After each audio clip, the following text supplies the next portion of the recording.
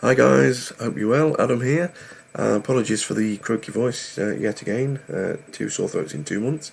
As I've just said on the other video that I've just posted, when I get a nice croaky voice, I love recording a ZIL video. Nothing better.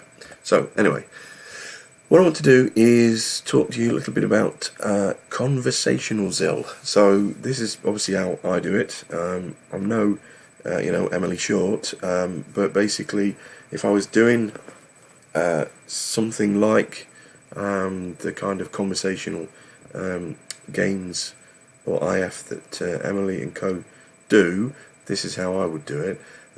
So firstly, I've just created a simple room, which is really just a quick edit of the cloak ZIL file, which comes with ZILF.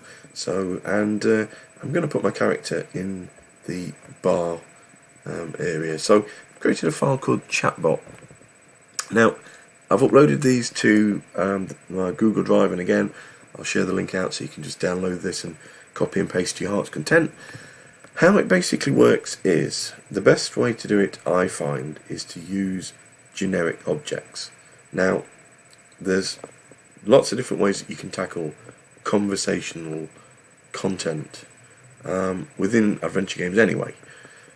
Within ZIL, again, there's multiple ways that you can do it. Just purely keeping it simple at this point, so that you ask a question, get an answer, tell something, get a response. That's what this code is for. At this stage, I'm not going to go into, if you say something and you annoy the NPC, and you try and ask in again, and the response that you get is different because you've annoyed them, or you made them happy and they want to tell you more. I'm not going to deal with that. I'm just purely going to deal with just asking a question and providing a piece of information and getting a response from the NPC. So I've created chatbot.zil. Now I've kept this just extremely boring, completely very uncreative, I'm afraid, but I've created two generic objects, ABC and DEF, and I've given them a description. So if we start with ABC, we've got object ABC at the top, description in lowercase. The reason it's in lowercase is because you can reference it, and obviously you want the parser to respond something like the ABC or whatever your object's going to be. Synonym, really just to be funny, I've just decided to mix the letters up. So if I accidentally do a typo when I'm referring to it, the odds are I'm going to catch it anyway. A bit like when I type the word the. For some reason I always seem to type TEH when I'm typing it at speed. Anyway, it's a little tangent. We're going to store this in generic objects. Now, and then we've got a second object here called DEF. Now effectively you can just keep going and going and going. So you could have any word or topic or something that you want to have. So you could have object weather, object stormy weather, object sunny weather. You could have object sports, object, and you could make it object football, object golf. You could have an absolute index of these things if you want, and that way you can then have it that when you ask your NPC, they respond with something meaningful based on the word that you put in there. So object chatbot, I've created my little character here. He's a ZIL chatbot. I've put him in the bar, given him a few synonyms: chatbot, chat and bot, adjective chatty, text AI enhanced ZIL chatbot, and a first description. In the room with you is a ZIL chatbot. You may ask him questions, and then we come to the meaty bit, which is the action or the routine, which is chatbot -R, which is the routine. Now we've obviously defined up here our objects, which you could say are our conversational topics or conversational subjects, and then we scroll down, and in here you'll see. First of all, generally speaking, when you've got an object, you don't have to do this, but usually the first one in the list is something for the verb examine. Now this particular subject I'm talking about is conversation. However, for the purposes of consistency, I almost always put the verb examine in the first one. And that's just really so that if you type examine or or look at, you get a plausible response. And in this case, I put the chatbot is a virtual and ethereal. He's both within and without the room. An attempt at humour probably failed. Anyway, so the next section is verb tell about. So we've got, again, all I'm doing here in these sections is referencing the objects that we've got at the top. So we've got verb tell about, condition, then we've got PRSI for the item, and in this case it's ABC. And then, so when you type tell chatbot about ABC, the response you get is you describe the first letters of the alphabet.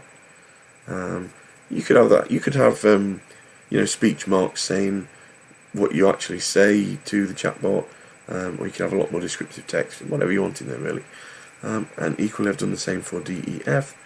And then for verb ask about, I've got the same again. And so verb ask about here, PRSI, and then here you ask about the first 3 letters of the alphabet. And again, you just go on and on and on. You just keep going and have as many subjects as you want. Now, one way that you could have it, that if you asked a question that you annoyed the person and then it changes the responses, is a fairly sort of easy way of doing that, which is a branching style.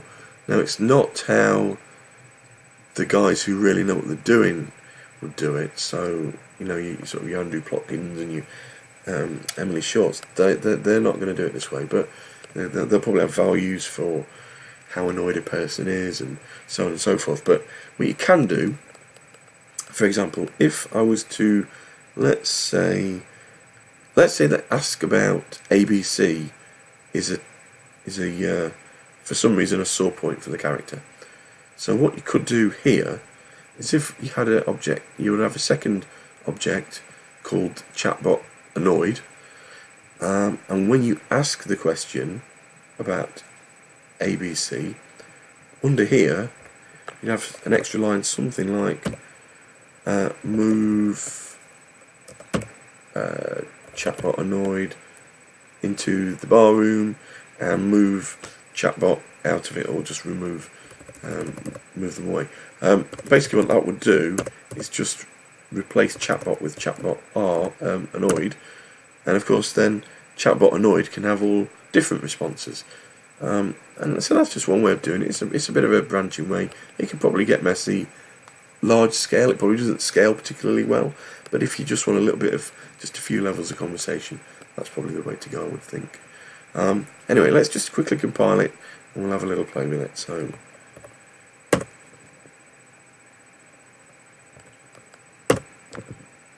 here we go, and again I'm going to share this code with you, as I tend to do. I've now just temporarily lost my place. Here we go.